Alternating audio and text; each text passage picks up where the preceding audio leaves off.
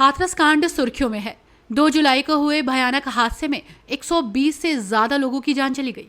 दर्जनों लोग घायल हुए, जिन्होंने इस हादसे में अपनों को खो दिया। उनके जख्मों पर मरहम लगाने के लिए कांग्रेस महासचिव राहुल गांधी उनके बीच पहुंचे। राहुल गांधी का काफिला शुक्रवार की सुबह मुंह अंधेरे ही दिल्ली से रवाना हुआ। राहुल सबसे पहले अलीगढ़ में उस परिवार के बीच पहुंचे जिन्होंने इस हादसे में अपने 2 लोगों को खो दिया था। पीड़ित परिवार से मिलकर राहुल गांधी ने उन्हें ढाढ़स बंधाया और हर तरह से परिवार की मदद का आश्वासन दिया। अलीगढ़ के बाद राहुल गांधी हाथरस पहुंचे, पीड़ितों से मुलाकात की। राहुल ने हाथरस कांड के पीड़ितों से मिलकर उनका दर्द बांटा और सरकार से अपील की कि दोषियों के खिलाफ कड़ी कार्रवाई होनी चाहिए।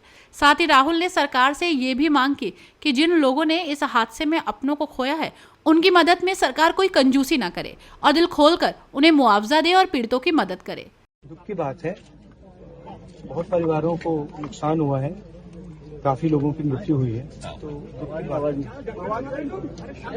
मैं इसको राजनीतिक प्रिज्म से नहीं कहना चाहता हूँ, मगर प्रशासन की कमी तो है जी, और गलतियां तो हुई हैं, तो ये पता लगाना चाहिए।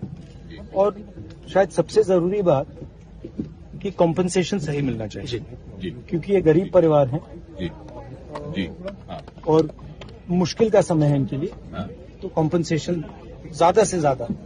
और मैं यूपी के चीफ मिनिस्टर से विनती करता हूं कि दिल खोल के कॉम्पनसेशन करें। राहुल जी, आपने बड़ी बात मुआवजे की कही है, 2 लाख की बात उन्होंने कही है, तो मुआवजा निश्चित तौर पे ज्यादा उनको मिलना चाहिए, क्योंकि बहुत गरीब लोग हैं। मिलना चाहिए, गरीब लोग हैं, इस समय इनको जरूरत है। अब आपने 6 महीने बाद दिया, 1 साल बाद दिया, डिले किया, उससे किसी का फायदा नहीं। सवाल ये था कि मुआवजे की रकम जल्दी से जल्दी देना चाहिए, और जितना दिया जा सकता है दिल खोल कर देना चाहिए। परिवार वालों से मेरी पर्सनल बात हुई जी, उनके परिवार के बारे में जी, उनके बच्चों के बारे में, माता के बारे में, वो कैसे थे, क्या करते थे, तो वैसी बात हुई। उन्होंने कहा कि प्रशासन की कमी है।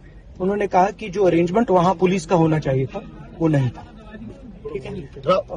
बट बहुत दुख में है, शॉक में है, तो ऐसी सिचुएशन में मैं उनकी जो स्थिति है, उनकी सिचुएशन है, उसको समझने की कोशिश करता हूँ। 2 जुलाई को नारायण सरकार उर्फ हरि भोले बाबा के प्रवचन में हुए हादसे में 120 से ज्यादा लोगों की मौत हुई, जिसमें अधिकतर दलित समाज के लोग थे।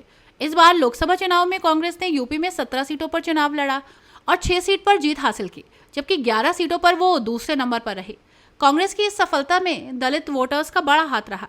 यही वजह है कि कांग्रेस अब यूपी में दलितों के जख्मों पर मरहम लगाने का कोई मौका नहीं छोड़ना चाहती। 1990 से पहले उत्तर प्रदेश में दलित वोट बैंक कांग्रेस के पास ही था, लेकिन बीएसपी के उभार के बाद ये वोट बैंक कांग्रेस से छिन गया।